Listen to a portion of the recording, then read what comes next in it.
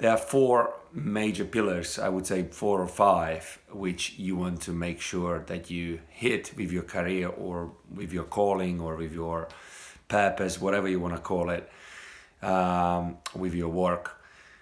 And those four are basically, you ideally want to do something what you love doing. Secondly, you want to do something what you are good at. That means where your strengths are and your talents are.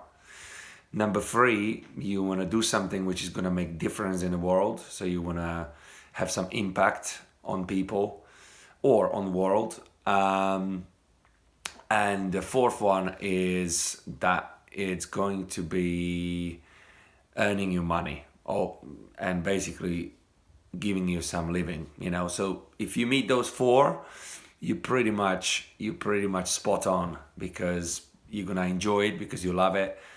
You're gonna be really fulfilled because you are doing some sort of impact to the world.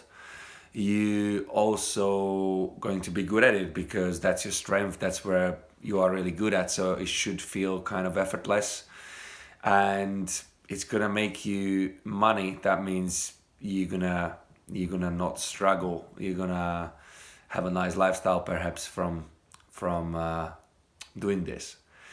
There is a fifth one. Perhaps some people do stuff for status as well. Status, like it really drives them, motivates them that they have this status of artist or being author, or status being CEO of some company, or status of being a president or chairman. So status driving us also to make the decision for certain jobs or work.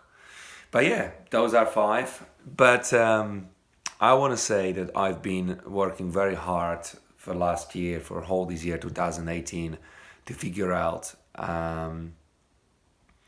what to do with next year, basically into what type of work I should go into, because I've been doing a personal training for a very long time, and I feel like I would like to move on with my career. So for me, the major realization is that no matter how much you're gonna spend time on researching, going inwards, reflecting, really digging into your values, into your strengths, into your passions, into your interests, into your love, into your motivations for jobs, whatever it is.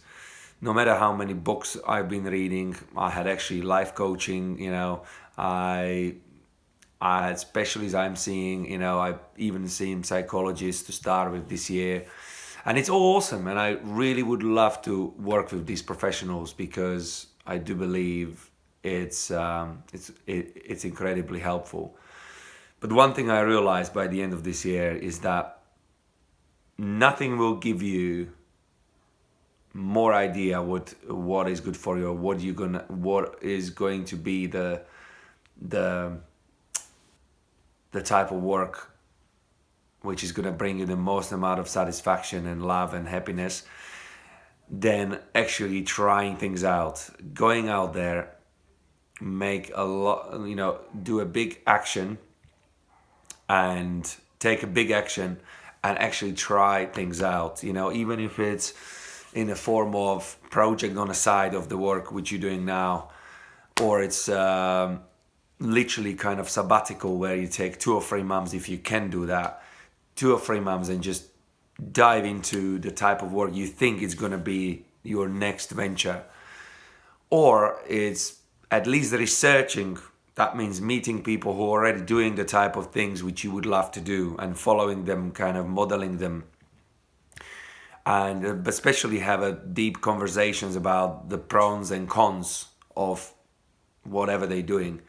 So everything will contribute, but you need to get yourself out there, not sit behind a computer and typing things out. Yes, it's a good thing, and I think it has a place in it. And I learn a lot about myself by doing this, deep diving, really digging into my motivations, passions, interests, values, beliefs, and all these things are useful and helpful. But now it's time to do and try, because often I like one of the comparison or metaphor or kind of I can't find that word when you compare two things. Metaphor you could say as well, but it's even better word for it. Anyway, I really like when you look at it in terms of dating, right? When you write down all the traits which you would like to see in your partner, in your future partner, and you say, she needs to be this, she needs to be that, she should look like this, and she should have this kind of character and this type of personality and this type of interests, and you put all the criteria which you want for your partner. But then you meet that person who pretty much covers all of this, but somehow it's not there. You don't feel the spark, it's pretty much ticking the boxes, but it's not there. And then you meet someone who hardly hit half of your criteria list, and it's instantly there. You feel instantly kind of connected. So I think it's very similar with the work.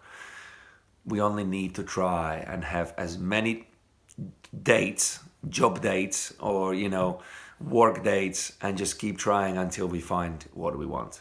So that was it. I hope that's helpful.